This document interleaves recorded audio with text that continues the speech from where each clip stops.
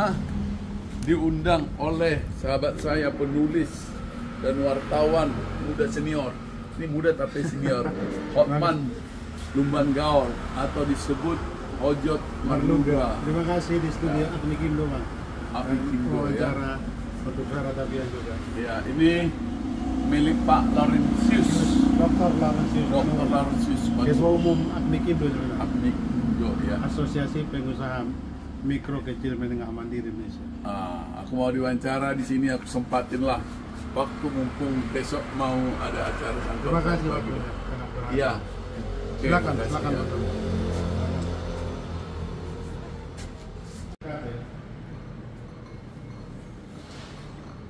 Oh ya, Mas. Siapa namamu? Hamid. Hamid. Iya. Biasanya ada Hamid apa? Abdul Hamid.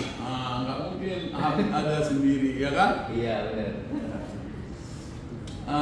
Ini saya bicara ngobrol-ngobrol dulu dengan Pak Hojot atau Lai Hojot Marluga, keren kali namanya. Ya, Hotman, dia penulis. Ngomong-ngomong ini buku apa nih? Ini beberapa buku saya baca di sini juga, Pak. Ini jadi disiapin ada buku ya? Ini, ya, di kafe Happy Twin ini. Kafe Happy Twin. Ini ada buku untuk bisa dibaca oleh pengunjung. Ini buku tentang? Ini seorang dokter yang saya tulis. Oh iya, dokter. Pribadi dari Wakil Presiden Andi Irawan. Iya. Iya, Andi Irawan. Oke, ini Doktor Adi Irawan Marjuniadi DTM MSc PhD. Iya. Perjalanan hidup anak menteng kecil. Oh, dia dulu anak menteng. Anak menteng kecil dia sebut. Berarti dia udah orang ada ya. Ini ditulis oleh Lai Hotman ya. Hojot Marluga. Hojot Marluga. Iya. Hojot Marluga itu Hotman Jonathan Marbun Lumban Gaul. Oh, itu disingkat. Iya, Pak. Oh, iya. Nama pena jadi Hojot, nama pena. Baca Hojot itu cepat, Marluga itu mendayung. Mendayung. Ini dia nih, penulisnya dia, dicut-cut. Penulis seorang jurnalis dan motivator, penerima certified theocentric motivator atau CTM lah, dan juga sekretaris umum Forum Jurnalis Batak Forjuba dan seterusnya. Sudah banyak menulis buku. Sudah ada buku berapa yang ditulis biografi? Sekarang sudah, kalau biografi ada hampir 15, Pak. Biografi? Iya. Oke, kalau biografi ya. Secara keseluruhan sudah 30-an. Secara keseluruhan ya, buku-buku ya? Ya. Udah 30-an ya. Dari kemarin-kemarin belum jadi nih kami nulis tentang saya. Ada soal waktu lah. Saya kira itu. Ya. Saya terima kasih ya. Ya. Saya taruh lagi nanti. Karena abang juga punya perpustakaan, nanti saya kirim bukunya ini ya. Oh iya. Saya memang seorang kolektor buku. Foto-foto sejarah, naskah kuno, perangko, uang lama atau numismatik ya. Kalau perangko itu istilahnya filatelis ya. Jadi nanti kami coba hari bicara soal UMKM. Besok juga saya bicara UMKM juga jam 9 acara distrik HKBP. Distrik HKBP 28 Degoskap ya. Besok ada pembicara berapa orang ya, saya pembicara mengenai UMKM. Oke, itu aja mungkin. Ini kafe kita Happy Twin. Ya, di lantai 2 seluruhnya, Pak. Di lantai 2 ya? Ya. Oke. Di lantai 2, salam buat yang punya ini Pak Dr. Laurentius. Iya. Manurung. Iya. Tulang saya. Oke ya. Ya, oke ya. Ya, ini ruangannya. Kita di lantai 2.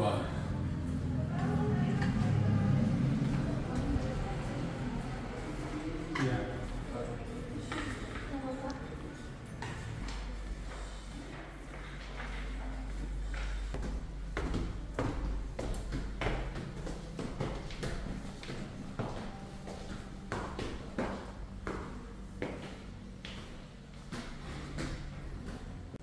Kami senang di studio Apnikindo TV karena kehadiran sosok hebat dan pelaku UMKM.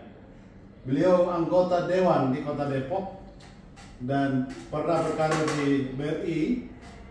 Pengalamannya di UMKM sangat berjubel dan itu nanti akan kita tanya karena juga menang karena mempromosikan UMKM. Namanya Bapak Binton Nadabdab Esos MM. Dan kami telah mendampingi Ketua Umum kami Pak Dr. Laurentius Manurung SEMN.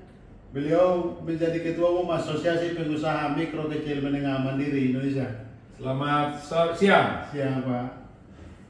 Bang Binton, terima kasih Ya. waktunya di studio Agmigindo TV. Ya, selamat siang. Salam sejahtera, salam solidaritas, salam UMKM. Itu yang penting. Siap. Karena anggota dewan saya lihat di media sosial sangat banyak berjibun itunya, aksi-aksinya untuk membela dan membantu rakyat. Oh, memang harusnya tugas anggota dewan seperti itu. Iya. Untuk itu dia digaji. Ya kan, Bro, ya? Betul. Kita senang. Mungkin ada pengantar dari Pak Laurentius karena kita kehadiran penting ini menurut saya karena pelaku dan punya kapasitas otoritas untuk membuat kebijakan kita dengan pengalamannya di Depok juga. Mungkin Ya. dari itu. Terima kasih nih Pak Hotman. Selamat datang di Pak Binton. Ya, Dadap. ya. Beliau ini kita sangat kagumi karena mau terjun ke politisi dan tetapi dia dengan kekhasan bagaimana mengembangkan UMKM tadi ya. Tadi kita sebelum tayang ini kita berbincang-bincang, beliau berpengalaman di BRI juga sudah membina beberapa UMKM. Ternyata juga passion beliau hari ini adalah juga untuk mengembangkan UMKM khususnya di Depok. Ya. Dan beliau juga mempunyai usaha bubur Segunung. Segunung Binaan Binton Nadabdab. binaan yang nanti bisa kita gali supaya beliau nanti bisa menularkan pengalaman, pengetahuan bagaimana UMKM kita di daerah.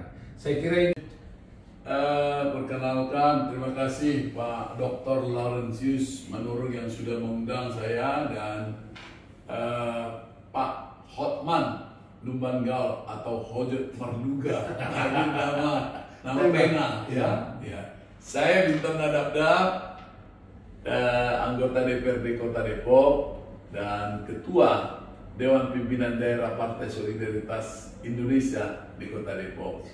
Saya di Komisi A ya, jadi menarik memang UMKM ini. UMKM ini adalah bagian isu politik yang saya gaungkan, mungkin salah satu faktor yang membawa saya untuk menjadi anggota DPRD di lain beberapa faktor isu yang lain. UMKM ini adalah bagian dari hidup saya. Jadi ibu saya itu seorang pedagang UMKM. wah, Ini merinding nih, ini langsung dikatakan masalah itu. ya, Dulu ibu saya, orang tua saya itu pedagang pakaian. Kota Namanya Siantar. Horas. Horas, oh iya. Setahu saya, yang namanya pedagang UMKM kalau di sana yang paling elit itu pajak. Namanya pajak Horas. Ya. Jadi kalau di sini tuh pajak-pajak pasar-pasar kayak pasar Mampang gitu ya, belum ada mall kan. Waktu itu kan masih tahun 70-an.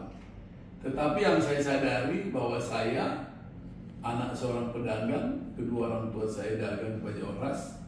Kami tinggal di jalan raya utama. Di jalan raya di Panjaitan. Jadi muda, bapak saya udah bisa tinggal di situ, jalan raya. Jadi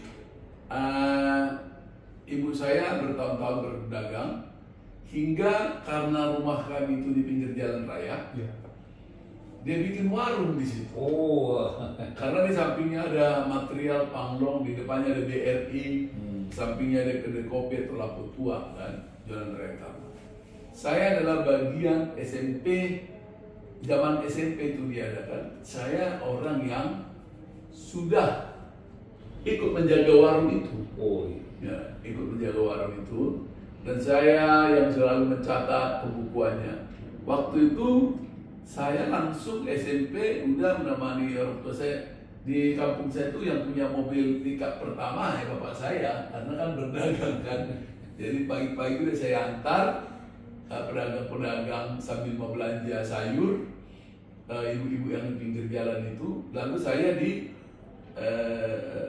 dititipin uang sama ibu-ibu itu, karena dibayar ibuku nggak mau.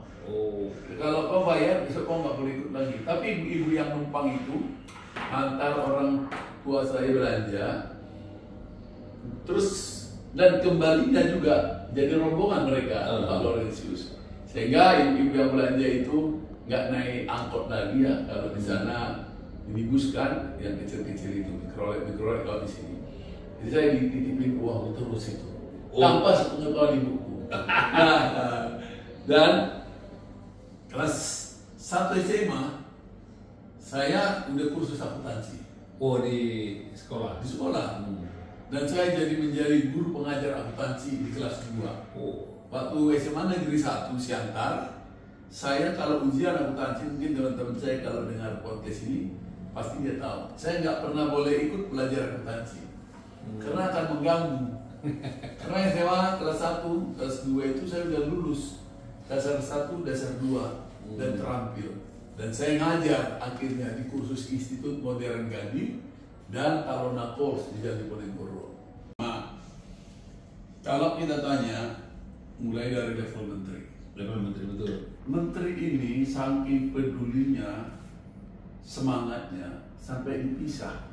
Tersendiri dari koperasi dan tersendiri dari menjadi menteri UMKM. Itu kalau saya tangkap, apakah semangat memisahkan itu sama dengan prakteknya di lapangan, sama dengan politik hukumnya yang dilakukan? Saya tesis saya mengenai politik UMKM. Jadi pemerintah melakukan apa, hukum apa, undang-undang apa yang dilakukan, ya kebijakan politik apa untuk mendorong UMKM. Begini, coba kita lihat. Kalaulah pemerintah, kita akui, sudah memberikan dengan kredit usaha rakyat, ada yang 3%, ada yang 6%, tergantung besarannya.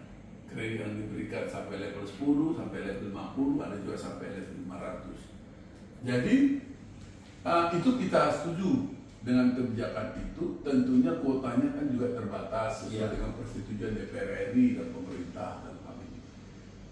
Yang harus jauh lebih penting lagi sebenarnya harus dilakukan adalah pertama, apakah semua ruang-ruang publik yang dimiliki oleh pemerintah bisa dipergunakan untuk mendorong tempat berjualan? Contoh, di Bandara Soekarno-Hatta, di pelabuhan-pelabuhan, di terminal, dan seterusnya, itu bahaya, mahal. Harusnya pemerintah bisa memisahkan mana yang levelnya UMKM gratis dan mana yang levelnya bisnis komersil yang high profit. Jadi saya sebagai orang yang sudah melakukan penelitian dalam tesis saya di S2 ya, saya pergi ke Solo, bukan ke Yogyakarta, ketemu dengan Pak Budi, wakil pimpinan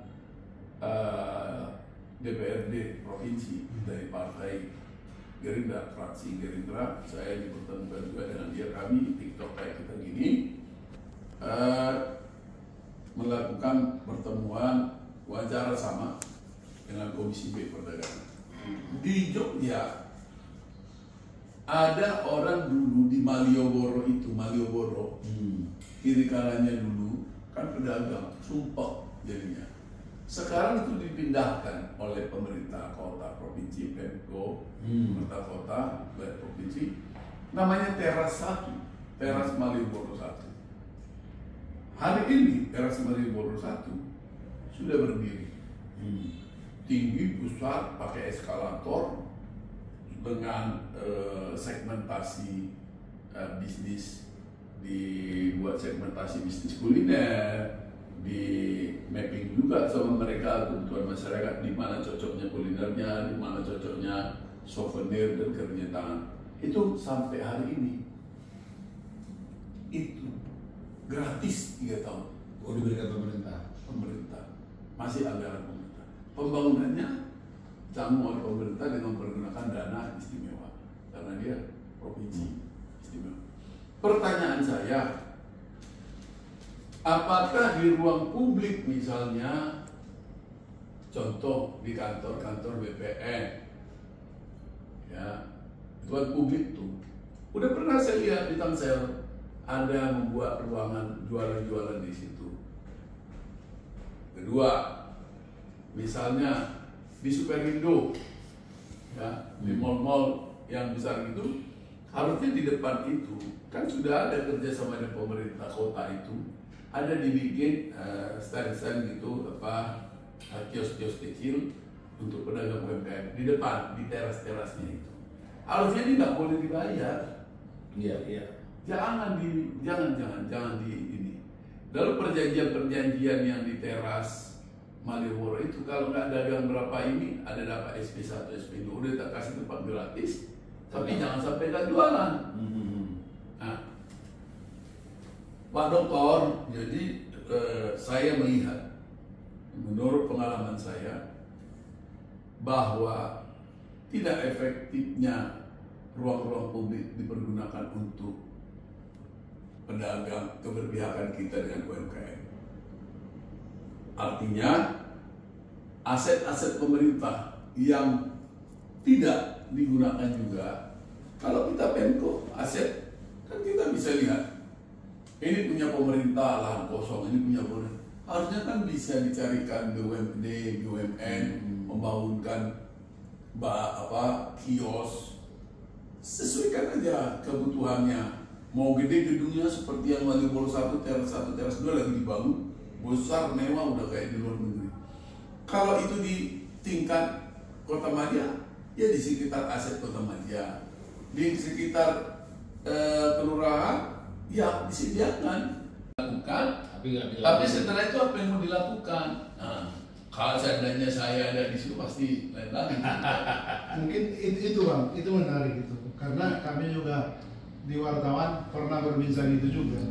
Kemungkinan karena ada bocoran itu tidak dibantu modal sepenuhnya, jadi hanya dikasih gerobak, tidak dibina dan tidak dikasih modal. Mungkin barangkali ini juga penting karena UMKM itu kan butuh modal.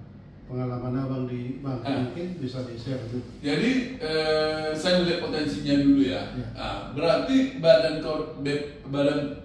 koordinasi penanaman modal BKPM itu tahun 2001 di data, kita pakai data, BKPM itu menyumbang 60,4 total investasi nasional. Iya. 60,4 total investasi nasional. Lalu menurut Kementerian Koperasi UKM tahun 2003 lagi nih, 99 yang kita sudah tadi, 99% dari total usaha di Indonesia dengan 66 juta. Iya, betul. 60 juta unit usaha, unit. Iya. Bayangkan banyak itu. Jadi tadi pertanyaannya, saya jawab nih karena saya pernah di bank. Bagaimana bank bisa menjangkau yang 66 juta ini tadi? Unit usaha. Ini kan UMKM nih. Lalu pertama, pemerintah memang dalam hal ini pemerintahnya Pak Presiden Prabowo sudah ada pemutihan yang BI checkingnya, slipnya itu misalnya dulu kolek macet 5432 udah diputihkan ya, nanti jenis sesuaiannya nanti bisa dilihat di Google lah karena banyak kan, itu kan sudah diputihkan untuk bisa mendapatkan fasilitas kembali. Apakah masyarakat itu sekarang kalau dikasih kredit bisa mengembalikan atau tidak? Ada dua orang kenapa menduga. Pertama, mindsetnya belum dapat dia sebagai peminjam. Dia dapat uang bisa berubah menjadi konsumtif, atau dia meminjam bukan karena kebutuhan, tapi karena keinginan. Lalu kalau sudah dapat kredit, ya itu tadi yang dikatakan konsumtif, dia disadari bahwa dia akan bisa mendapat lebih lagi kalau sudah dapat kur. Tetapi mungkin kali dapat kur hanya boleh sekali dapat kur, Iya. bisa dapat. Iya.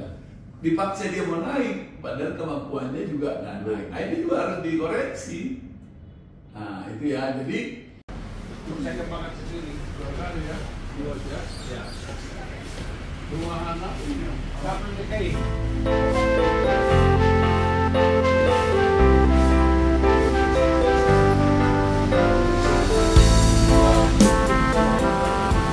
Sudah siap. Terima kasih, salam sehat, salam UMKM. Ayo kita dukung UMKM naik kelas.